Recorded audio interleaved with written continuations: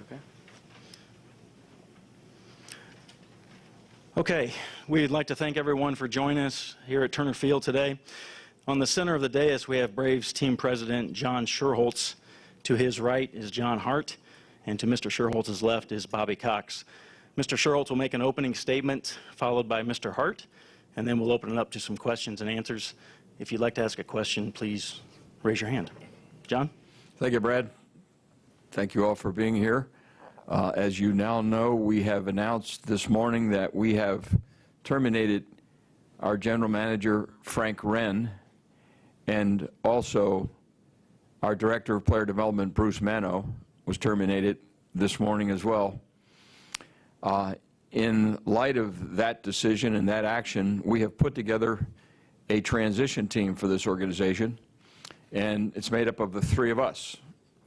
To my left, a man who needs no introduction.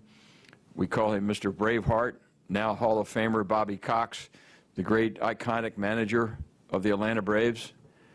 And John Hart, to my right. John, a longtime successful baseball executive, two-time Executive of the Year in Major League Baseball, built winning teams, winning organizations over many, many years, and has of late been working with MLB Network as an analyst, but has also been working this past year with the Atlanta Braves as a senior advisor, helping us in our decision-making process. So the three of us will be charged with finding the new baseball operations leadership team that will take this organization to higher and greater ground.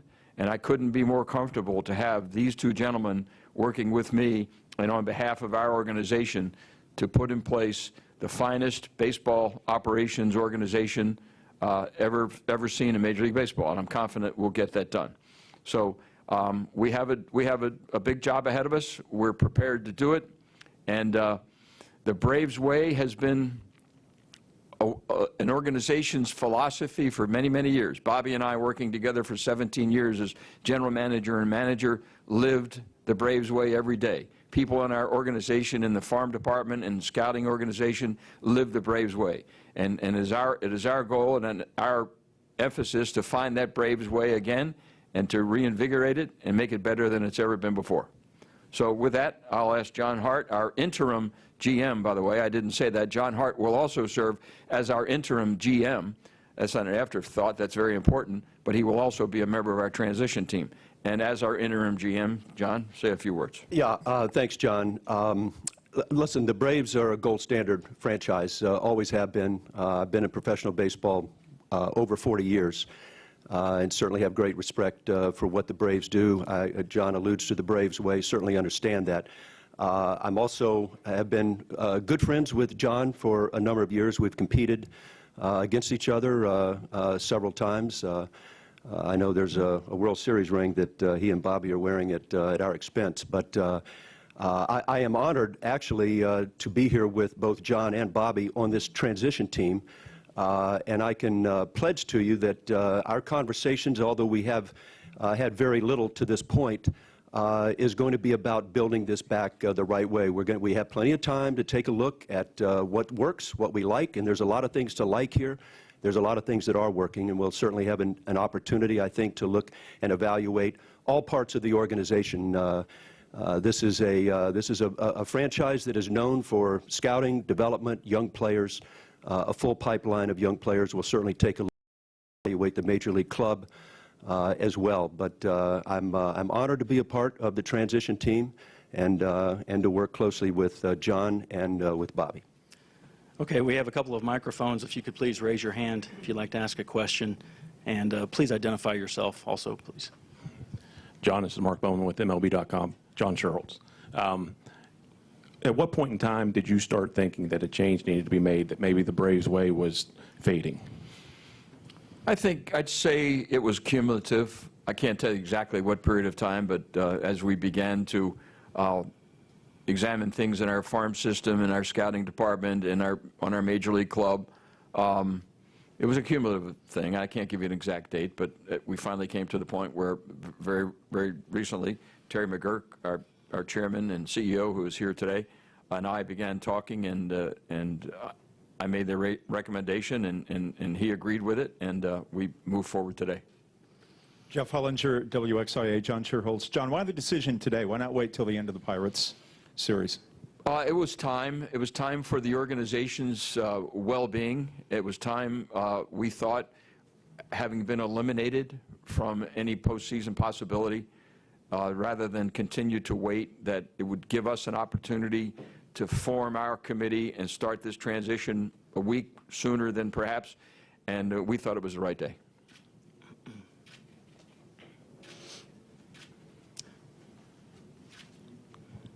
Bobby, you've been around this organization for, as long as anybody, especially here on the table.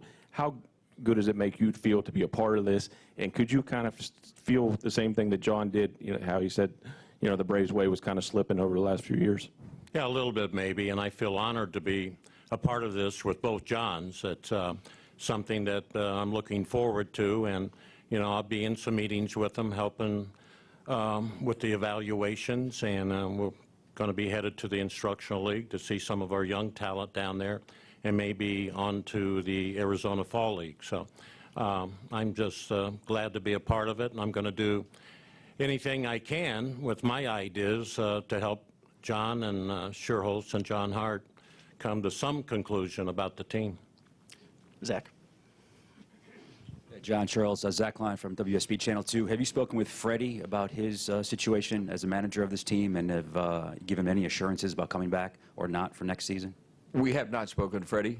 We spoke to him earlier today before we came in here, but have not spoken to him about that particular matter. What we will do as our transition team is to take our time and evaluate this organization from top to bottom. And when we get to the point where decisions are made and we need to communicate with people, we'll do that then. But we have not yet begun that process. David O'Brien. Hi.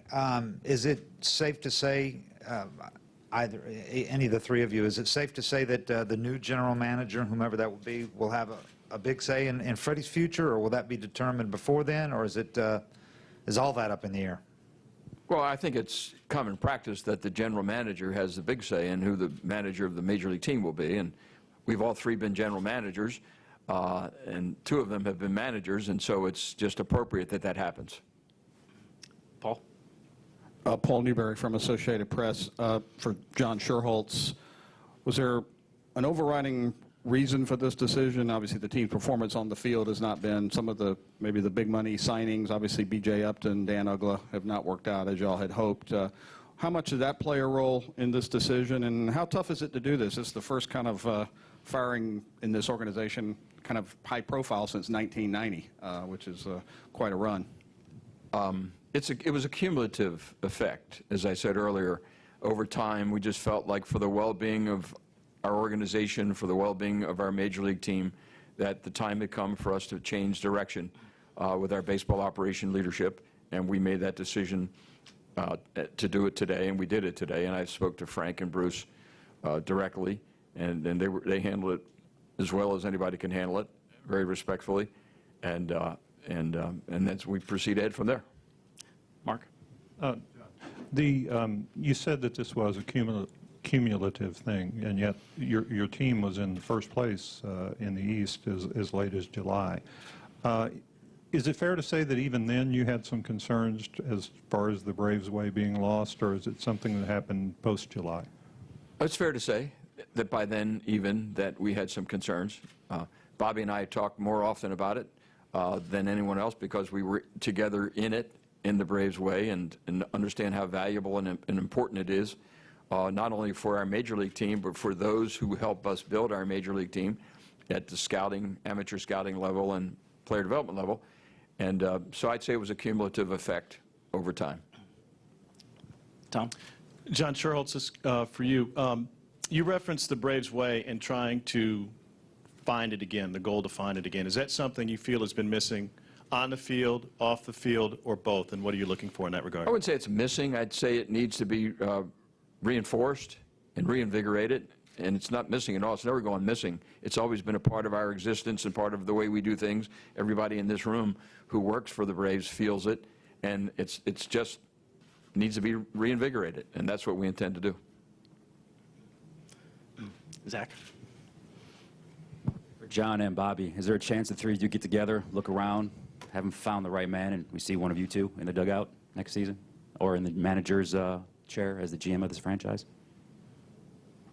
I'll let John answer that. I'll let John answer that. Listen, I think, again, I defer to John. We really haven't, as a group, really had much time to sit down and evaluate or talk about what it is. I mean, obviously, we're going to examine a lot of the internal components that we have. We're certainly going to take a look at the wide universe of talent out in the baseball world, not only potential general managers, other assets there, but as I said earlier, especially having been here during the past year, that there is a lot of ability here within this organization as well. So it's a little early, I think, in the game to begin to think that far ahead.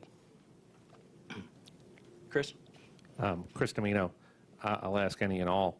It sounds like there's more of an evaluation process, not just a general manager's job that's going to be filled. It sort of sounds like there's going to be a total evaluation of this. And I'll ask, is there a time frame or a timetable that makes the most sense moving forward as you get into the offseason?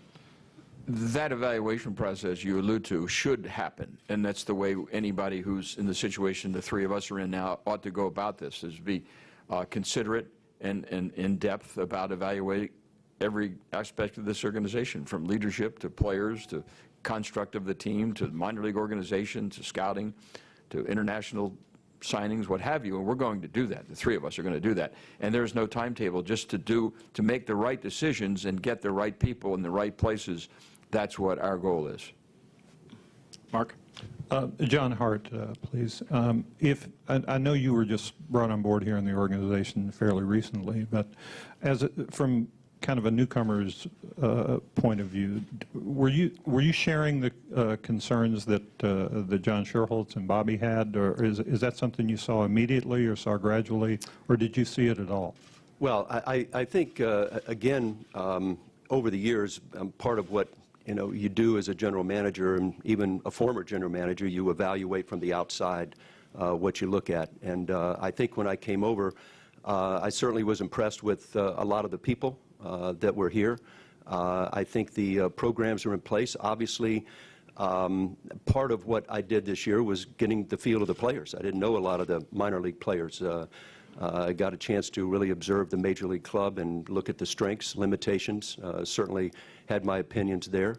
But as far as, knowing the dynamic before I came here, I really didn't. I have a better feel, certainly, for it now, and a much better feel for the people that we have in place as well. I think John's point is one that really all organizations have to look at. They have to really, I think championship organizations do a lot of self-examination. And the game, I've always felt, is about the players. You need to have good players. You want to have them in your system. And the ability to acquire those players comes from a variety of ways, but generally from your scouting staff, the development people that come along, take the talent that you have. And I think that's certainly an area that I was able to focus on quite a bit this year. Mark? John Sherholtz, you've mentioned scouting and development, and Mr. Hart just mentioned it again. Is it fair to say that this had as much to do with what we don't see here in Atlanta as what we have seen here in Atlanta? Scouting and player development is the lifeblood of any Major League Baseball organization. And to your point, you look at a Major League organization and you see the top 10% of the iceberg when you see a Major League team play, and the 90% unseen by most people is what goes on down in player development and scouting and international scouting, et cetera, et cetera, et cetera, where the organization is formed and where its strength is created. And certainly we spend time looking at that and analyzing that and focusing upon that, and we're doing that now. David? John, I don't know if this, John Hart, is this, just not to beat this topic, but does that mean you have not ruled out possibly returning to GM, or I just want to clarify, I don't want to write that you have not ruled that out if that's not the case. Is that John Sherholtz talking, or is that, no, No, certainly I've looked at it, but I think my recommendation to John is that we go out and examine the baseball universe for the next John Sherholtz. And I want to be a part of that. I'm excited to be a part of that process, whether it's a veteran guy, whether it's a young guy, development scouting. There's a variety of ways you can go. I think my years of experience, certainly for an interim position, you need somebody to be there in an interim position. I think that the ability to, the calendar of baseball continues on. And so I will fulfill that and be a part of the transition team to help find the next guy. And obviously, I'm going to remain within the organization, for the foreseeable future. We are most blessed to have someone of his caliber and his experience and his excellence as a part of our organization. One of the best general managers in the game over the last 15, 20 years. Tough to compete against always. And he didn't say that with his answer, but I think it's a not completely closed or open door, is what he meant to say.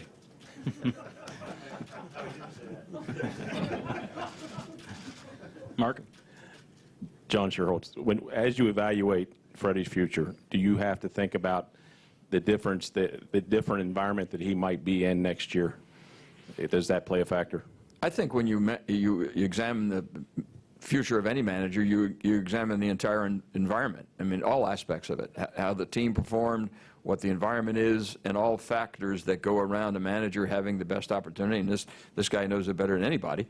That gives him the best chance to succeed. Every factor gets examined. Jeff? Jeff Schultz of the AJC. John Hart, to beat the horse one more time, will you seek the job? No, I'm not seeking the job. I mean, John and I have talked a lot about my potential role. Certainly it's been discussed, but I think at this particular stage and what we're looking to do, we're going to talk to a lot of people that potential general managers. We're going to look at, as we said, top to bottom throughout the organization. I defer to John with his age and experience that it has not been ruled out, but it's not something that I'm out there knocking on the door looking to jump back into the general manager's job. And as a follow-up to John Sherholtz, the aged one, I'm sorry if I missed it earlier, but can you define the Braves way to you?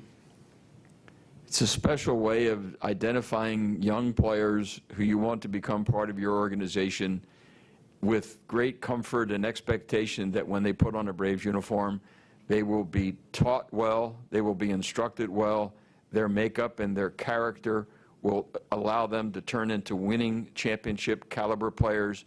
They will fill the pipeline of this organization with highly capable, high character, young winning men who help you win many, many championships at the major league level year after year after year after year. That's the Braves way. Zach? John Sherholtz, do you think 4-14, the final month of the season, that the players quit on Frank and Freddie? I don't think anybody would in this room that knows anything about baseball would use the word quit, and anybody who puts on a major league uniform and goes plays a major league game, and these two guys as well as myself, I think that would not be an appropriate comment to make about major league players. They have pride, personal pride, professional pride, organizational pride, and I don't think anybody ever quits in a baseball game. I concur with John. Watching the team play, they haven't quit at all.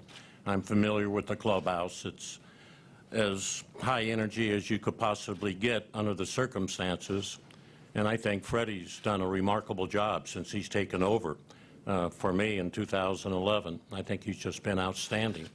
And, there was difficult times even last year to win 96 games with things that were taking place. So I think they've given the fans here in Atlanta and the people in the state of Georgia everything they could. Chris? John Hart and Bobby Cox, you guys have been around long enough, so there's going to be a philosophy that perhaps you're going to look for in a new general manager and that trickle-down effect to the whole organization. Can I ask both of you guys if maybe we haven't reached the point of it's a lot of computers and calculators and numbers, and maybe it's supposed to get back to figuring out who can play baseball on a given night and who can't? We discussed that this morning, and John will give you this answer. No, I think it's a great question because you do look, there is a dichotomy out there in the game. I think organizations are remiss if they don't use the analytics and the available data that can be there. I think it's being driven more and more within the game. But I also feel that the human quality, the leadership ability of whoever it is that comes in here, the ability to have gut instincts to go along with it, it's a marriage. The evaluators, the scouts that are out in the field that are driving Blue Plymouths to games and putting their heart and soul into players because they believe in them. Certainly, we want data to be able to follow up and back up with it. I think that's a part of it. But I think the leadership, it's hard to say we're just going to pigeonhole and look for one guy, one type of guy. We're going to talk to a lot of individuals, a lot of very bright individuals, both that have come through the scouting or the development front office type side, and I'm sure we'll talk to some people that are maybe more analytically driven as well. Okay, a couple more questions. How long will the process take? You're talking about what sounds like a very laborious sort of trail of looking for candidates and then interviewing and all of that. I'm not certain how long it will take, but we do have a baseball calendar that will drive a lot of our decision-making speed, because we have to get to winter meetings, and we have to get general managers meetings, and we have to have our general manager hopefully in place to lead and prepare and to lead those meetings for us. So it's about the baseball calendar, whether that's a month or less than a month, I'm not certain yet. If we find the right guy early, the decision won't take as long to make. If I could just add one thing to that, that you used the word laborious, and certainly it might appear that way, but I think it's an exciting time. And listening to John and to Bobby and knowing the Braves way, I think as an organization you have a chance in the people that you interview, the people that you talk to, the ideas that come across. I think it's an exciting time, quite frankly. And I think if you go in with your eyes open, you can always learn something when it just depends on the people that you talk to and the questions you ask. But I think there's a lot of tremendous information out there and a lot of very interesting people, a lot of very talented people that can help add to this process. We'll try not to keep it laborious. I guess that's the word. Yeah, well, we had dichotomy and laborious all in one press conference. So to John's point earlier, the great strengths of our organization are the people in it, and many of them are here today who work in baseball operations and are really, really key players for us in their support system roles and all of that. So we have tons of people like that throughout our organization. This is not going to be a daunting task at all. It's going to be something that we believe we can be successful with, and we're excited to follow up what John said. Chris? Bobby, judging by what you just said about Freddie, is it fair to say that he would have your vote of confidence with whoever is the new GM? Yes, absolutely. Mark? John, one technical question. Does baseball allow you to make major announcements during the World Series? Not during the playoffs, okay. No. So there is a restriction there. Okay. If you wish to do that, you would have to check with the commissioner's office and get prior approval to do that. Yeah, That's unless it involves A-Rod opting out or something like that. Yeah. Right.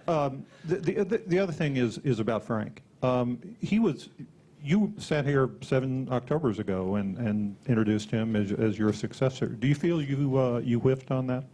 No. Baseball is an evolving game. The challenges in our game are evolving from year to year and season to season and over time. And I don't think I whiffed 7 years ago at all. I think he deserved the opportunity then, and we made the right choice, and I think we're making the correct choice now. Zach, one last question. Zach? Yes, to any gentleman up there, when you guys introduced BJ or Justin or Dan, there was much fanfare in this city bringing those guys in for what they've done in the past. How much are they to blame for the lack of production and, I guess, for ultimately Frank's ouster? I don't know if you can blame a player for who he is and what kind of player he is. We do all of the analytical evaluation when we make trades and big acquisitions like that or sign big free agents, and we believe that the data and the input and the evaluation and the analysis we get from our staff and the numbers we look at and statistical analysis we do are correct, and we judge and make judgments on that. the players don't always remain as they are. They morph into something else. They become stronger, they become better, or sometimes they're not quite as good. And that's what happened, what you're talking about in those cases. Yeah. Gentlemen, thank you for your time today. Thanks. Thank you.